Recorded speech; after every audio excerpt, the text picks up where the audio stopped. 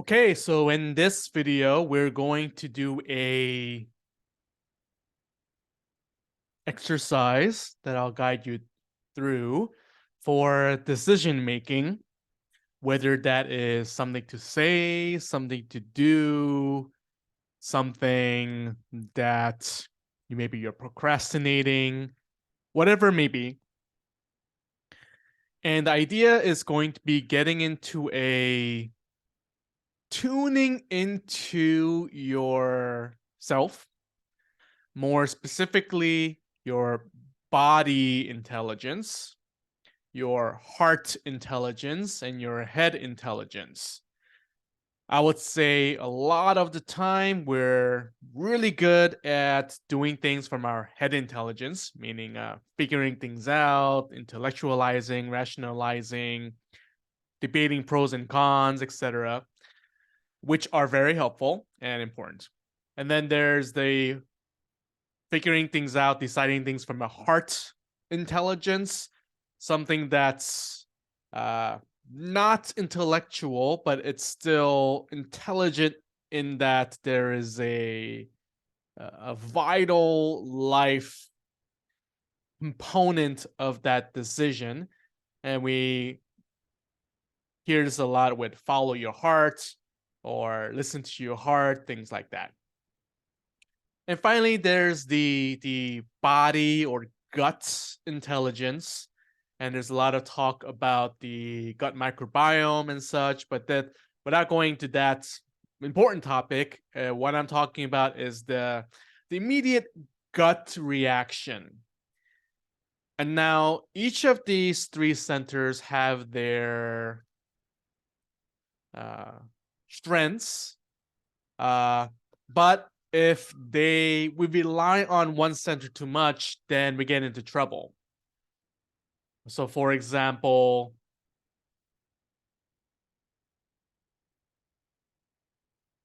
instead of following our hearts, we follow the thoughts and ideas that we've imported from other people, made into our worldview. Or we rely too much on our hearts and don't listen to the head trying to warn us about uh, some considerations. Or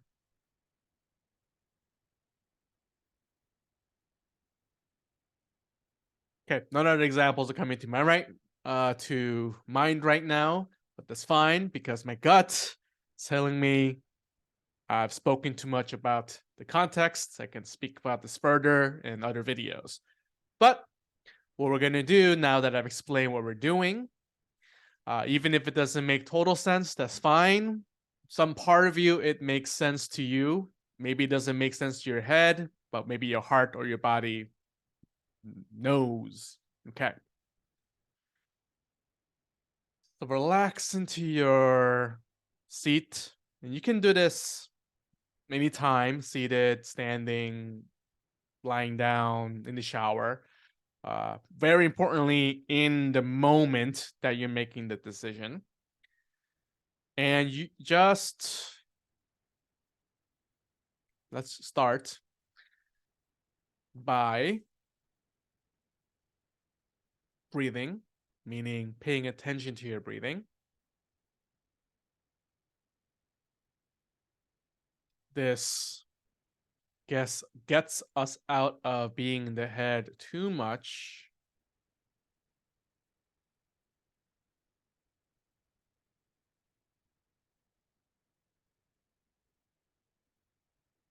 Next is wiggle your toes a little bit, wiggle your fingers, wiggle your ears if you can, and your eyebrows and your face muscles and scalp.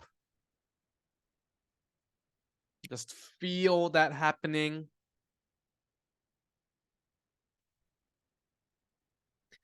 And get your in tune with just your physicality.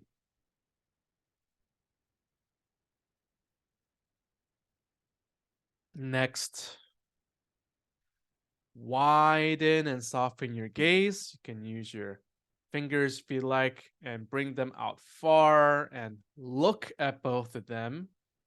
Widen your gaze, but also soften it, meaning don't focus too hard on them.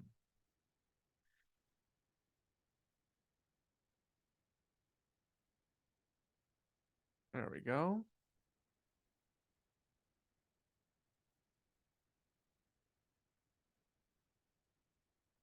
And as one of my Enneagram teachers says, once the body's turned on or available, then the heart can settle in the heart.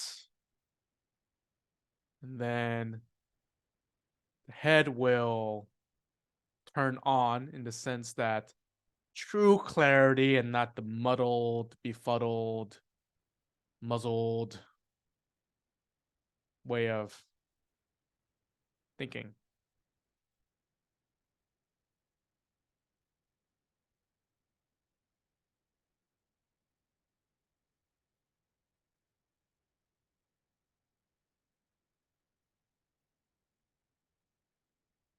So now, if you have a particular decision you're making or question you have,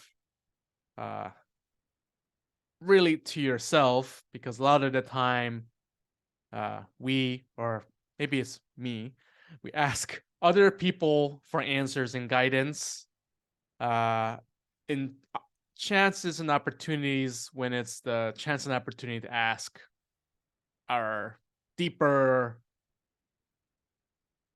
stable, healthy aspect of ourself, the wholeness of ourself.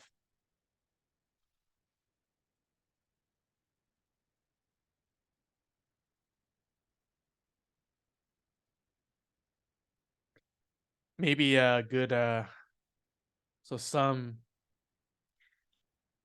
examples could be, what should I have for dinner? You have a couple of choices.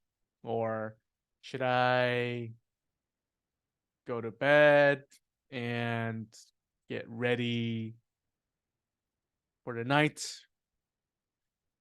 Or should I stay up on my phone?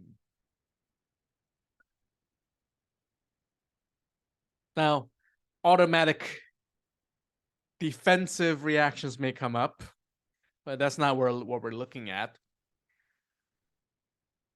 Now let's say there's this choice A and B. Let's go with going to sleep versus being on your phone, let's say.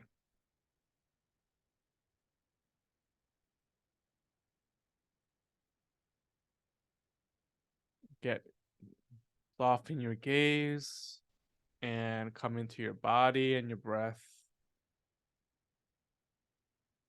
Feel your body be really solid. Your heart is available, and your head gets clear as it settles.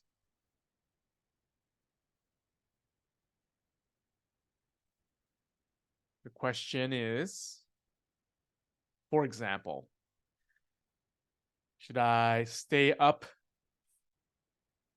longer, be on my phone, or should I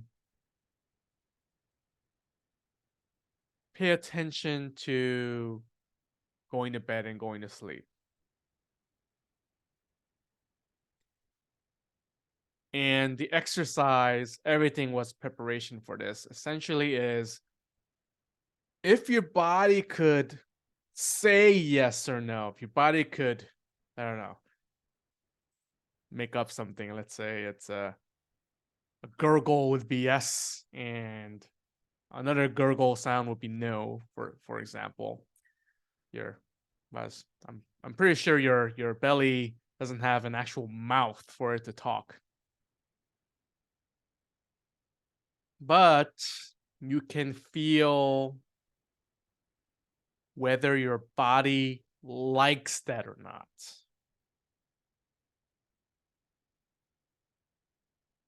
meaning does your body like the suggestion to stay up, or does your body like the suggestion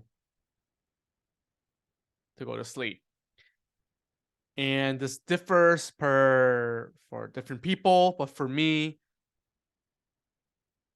the what my body likes is this expansion and fullness that's also peaceful and deep and still. And the no is this collapse and a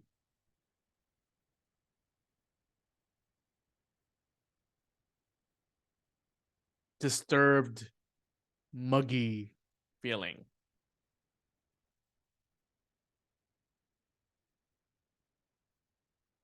And really, you already know what your body likes or doesn't like. I mean, not in your head, but your how your body feels. So part of this is coming into how your body feels about one choice over the other. And the unfortunate part is the way I've been describing it is also very heady. So I will switch and talk more bodily here.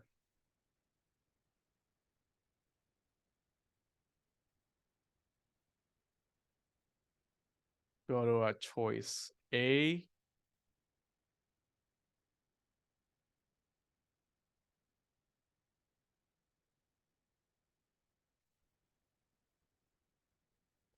What happens to your belly and your breathing?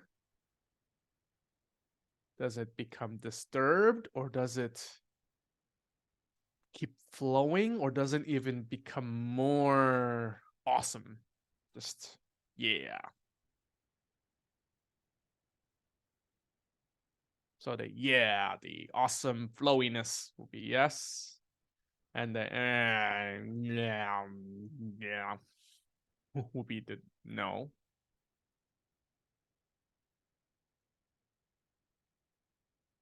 Like the black really would be the no, and wagging tail would be the yes. So that's a way to tap into the body's asking the body.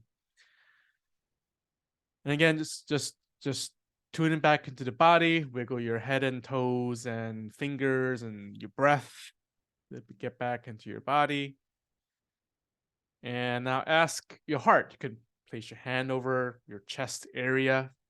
That helps you.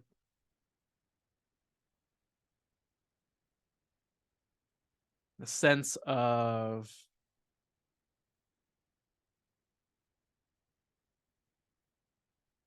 a calling, belonging,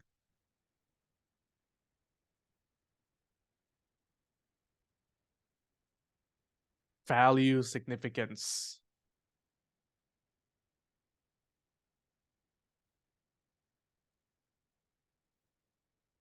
Those are the heart words here. And ask the question again.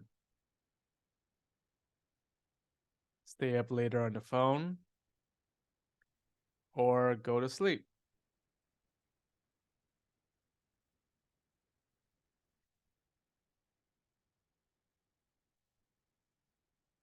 And immediately, how does your heart move? What gets it to be moving dynamically and strengthen versus what weakens it? And now it's possible that you have two different answers from the body and the heart.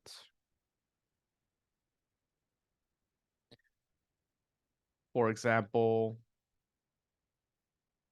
you're speaking one with you're texting, perhaps with someone that's really important, and you want to converse with them more about some important topic, and your heart may say, yes, stay up, but your body may want to go to sleep.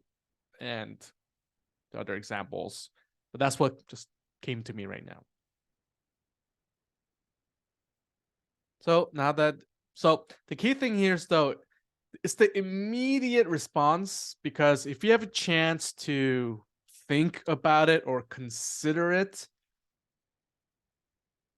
that's definitely most likely not the body and likely not the heart. And you went to the head to figure things out. That's mostly the head's job from a heady perspective, because that's what we mostly use it for. All right, so get back into your body, wiggle your toes and your fingers and your ears and your scalp. Breathe, soften your gaze. Feel your body. Put your hands over your chest, feel your heart. And then you can put your hands on your head if you'd like. And with clarity of thought, ask the same question. Should I stay up on my phone or go to sleep?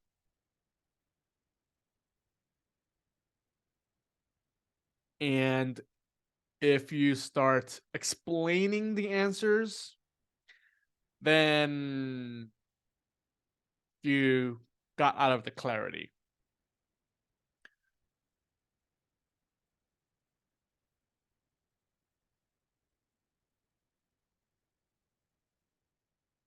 Now, what if either answer doesn't really matter? That's possible. And a discussion for another time. Maha. So this is an introduction to the concept of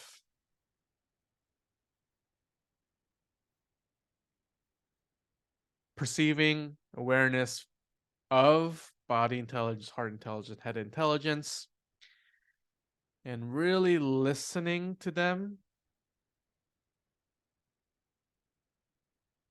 and getting out of the loopiness of the head. We want the clarity of the head, which turns on once our hearts settles our value and our body is grounded and can listen to our gut.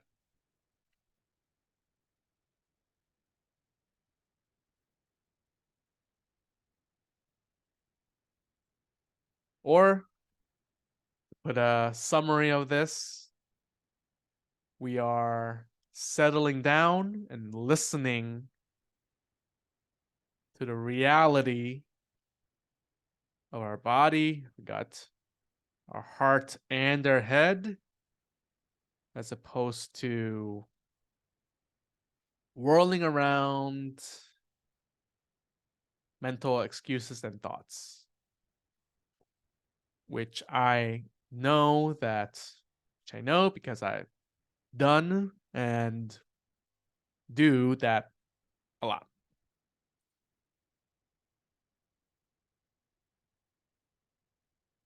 I need to practice listening to my body and my heart and a true clear head.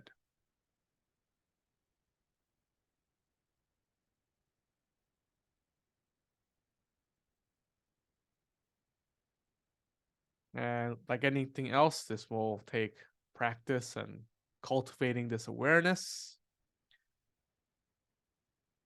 Experiment, try it out, and let me know how it goes. And hope it helps.